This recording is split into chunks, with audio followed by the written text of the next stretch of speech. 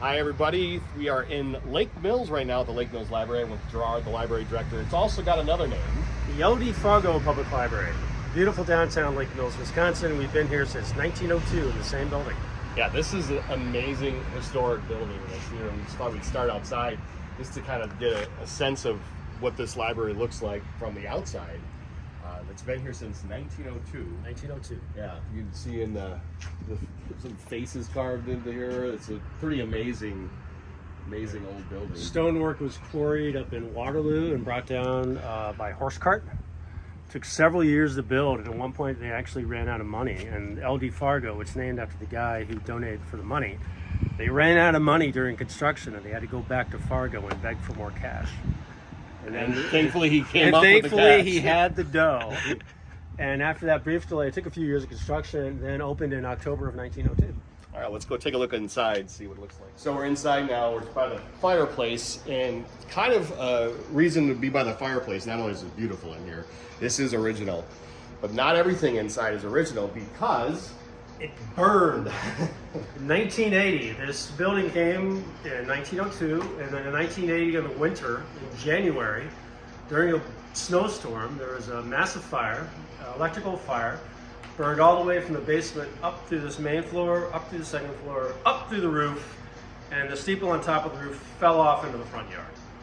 And then it was rebuilt all during 1980 and reopened in 1981.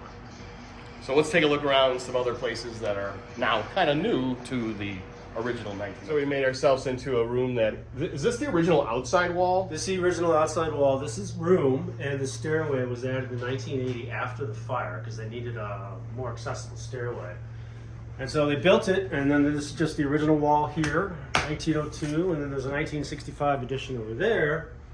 And then up here is the original exterior, and it used to have vines growing all the way up the side of the building, kind of ivy covered, and there's still some of the remains of the vines stuck up on the masonry.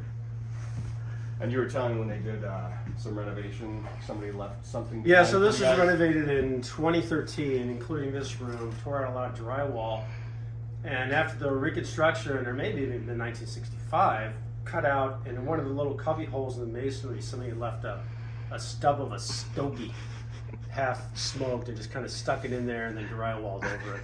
But that was not the cause of the fire. It was not the cause of the fire. I didn't touch it with my bare hands either.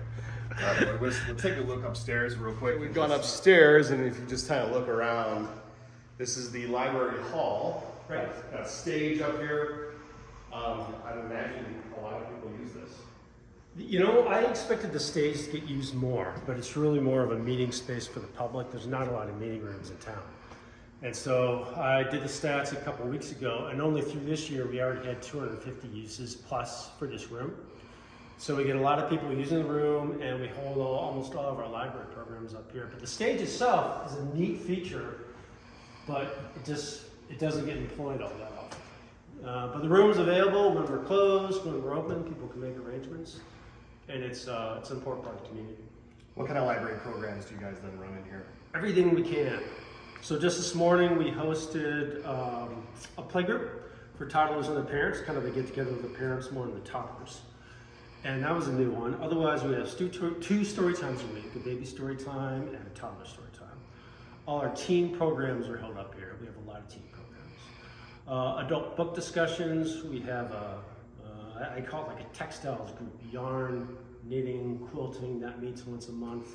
We have a chess club once a month on Saturdays. Everything kind of one-off. We have an author visit coming in November. So it's all purpose. So we're downstairs now. It's an entire floor that's dedicated to children that you guys have here. Yeah, children's department is extremely popular here. The shelves are bursting with materials. And anything we don't have here, we can get elsewhere through the library system. But it's all this floor. It's multi-age setup. There's lounging area for parents and kids. We have toys for younger kids. We have the yuck bucket, which was just pointed out, which if you take one of those toys and your kid puts it in his mouth, you can put it in there, we'll sanitize it. It's on its own floor. We have an elevator and the stairs down here. We have our own restrooms, so you don't have to take all three kids and go upstairs to use the bathroom there. And all the great library stuff is down here. The other thing, come with me real quick. The thing that I think is the most awesome is your kid, your size furniture. I love that. I love when you're a little kid and you have the table that's your size, the little.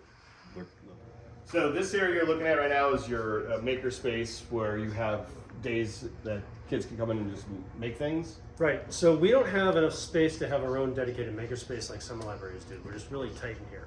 And what we do is we have makerspace days, which have been really popular. We have all sorts of supplies, but to promote that and show what some of the kids did, we have Legos and Kinects, and we have all the little robot things you can play with. And we also just have lots of cardboard that kids can tape together, glue together, and make whatever it is they want. We just have some of that on display. And then something else that was mentioned, we also have binge boxes, like if you want to do a movie night. And they're all grouped by theme. So sad movies, action movies, award-winning movies. And it's usually 4 to 6 films per box. And that way you have 4 to 6 choices to go from. You don't have to sit in front of Netflix and have everybody argue about what they're going to watch. It's a bonus. And we do have a lot of people in the area who have really poor internet quality because we're still a rural county. And so we do still do good business on DVDs and things like that because people just don't have the good connection at home. Yeah, that's cool. Well, thanks for showing us around here. This is an amazing old library, kind of like the ones you might remember from maybe from the movies. Maybe from the movies, being since 1902. Yep. And I know you are working on an expansion plan. Yeah, currently in expansion, we're about half the square footage of what we should be right now. And actually a little less staff than what we do. So we check out to a lot of people. We have a larger service area. And we're going through an expansion project right now to find out what that would cost and then begin fundraising process as well. All right, so now you know a little bit more about the Lake Mills Library or the LD Fargo Public Library in beautiful downtown Lake Mills, Wisconsin.